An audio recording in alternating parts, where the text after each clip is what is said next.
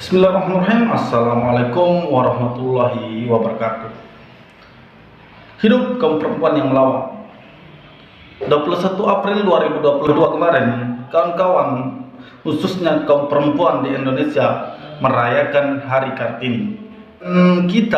Yang saya lihat, kita di pemuda Indonesia ini menginterpretasikan perjuangan Kartini itu adalah perempuan yang lemah lembut, perempuan yang sopan santun, hanya sebatas itu. Tetapi kita lupa bahwa Raden Ajeng Kartini ini adalah orang yang kritis.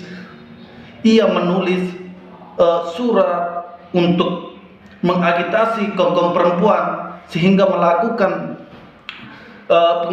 pengimplementasian dari gagasannya itu, kawan-kawan. Sehingga hari ini kawan-kawan perempuan khususnya bisa merasakan perjuangan Kartini itu, yaitu dapat bebas melaksanakan pendidikan itu, kawan-kawan.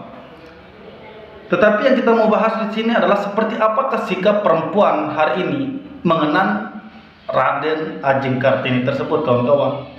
Seperti yang kita ketahui, menulis bagi Kartini itu tidak hanya sebuah ungkapan perasaan. Menulis adalah salah satu tindakan melawan, menyampaikan kebenaran atau kenyataan-kenyataan yang ia temukan, kawan-kawan, yang masih belum dapat disimpulkan atau berani disuarakan oleh orang-orang lain di zamannya itu. Di zaman yang semakin modern, teknologi semakin canggih, sudah seharusnya tampil di layar-layar televisi untuk menyerukan perlawanan terhadap ketidakadilan. Ya seperti itu, kawan-kawan. Ketika kita korelasikan pada perjuangan Kartini ke hari ini, ya seorang perempuan itu harus mengisi ruang-ruang publik untuk mengagitasi perempuan, untuk menyadarkan para perempuan yang lainnya melakukan perlawanan terhadap feodalisme, kolonialisme, neoliberalisme, dan adapun penindasan-penindasan kebudayaan itu, kawan-kawan. Yang selanjutnya, sebagai seorang perempuan dengan status bangsawan, kawan-kawan, tentu tidaklah susah bagi Kartini waktu itu untuk mendapatkan martabat dan kehormatan. Namun dalam status kebangsawanannya itu, kawan-kawan, tidak ia temukan kebebasan yang sesungguhnya. Bebas bagi Kartini tidak bermakna bebas membuat sekehendak hatinya tanpa perlu mengenal batas. Bila Kartini menyebutkan kata ini, yang dimaksudnya adalah kebebasan jiwa. Karena jiwa yang harus menempuh perjuangan itu tidak patut dibebani oleh ikatan-ikatan yang tidak mengandung suatu guna.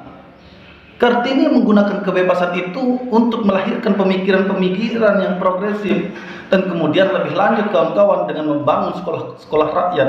Hari ini pun kita merasakan perjuangan-perjuangan Kartini. Mengenang Kartini tidaklah cukup hanya bersolek ala Kartini, kawan-kawan, memakai kebaya dan lain-lain sebagai bentuk seremonial.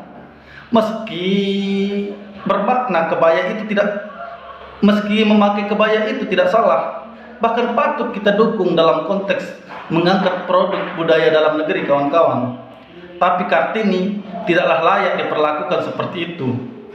Tokoh yang hidup di setiap zaman ini memiliki gagasan besar dan mulia yang harus diwarisi perempuan Indonesia.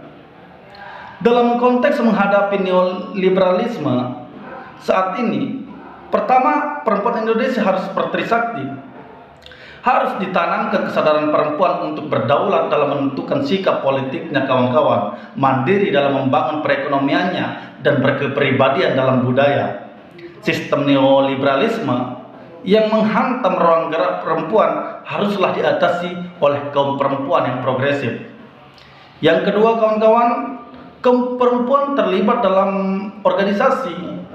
Terlibat di sini bukan sekedar menjadi anggota yang pasif, kawan-kawan, melainkan mengaktifkan diri untuk berperan dalam ruang yang lebih luas di hadapan publik. Organisasi adalah alat perjuangan kaum perempuan yang sekaligus menjadi wahana pembelajaran, tempat menempa diri sehingga semakin luas pengetahuan dan pengalamannya. Lewat wadah ini pula perempuan dapat mengimplementasikan praktek nyata dalam merebut panggung-panggung politik, kawan-kawan. Oleh karena itu, yang ketiga, kawan-kawan, kaum perempuan harus berpolitik. Perempuan dapat memaksimalkan kesempatan masuk ke ranah politik, memenangkan jabatan-jabatan publik di tingkat RT maupun RW, anggota parlemen, kepala daerah, sampai ke tingkat yang setinggi-tingginya dalam rangka membela dan memperjuangkan kaumnya sendiri dan rakyat pada umumnya.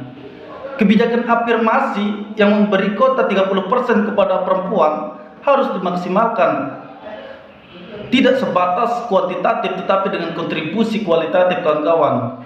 Nah, itulah kalau dari saya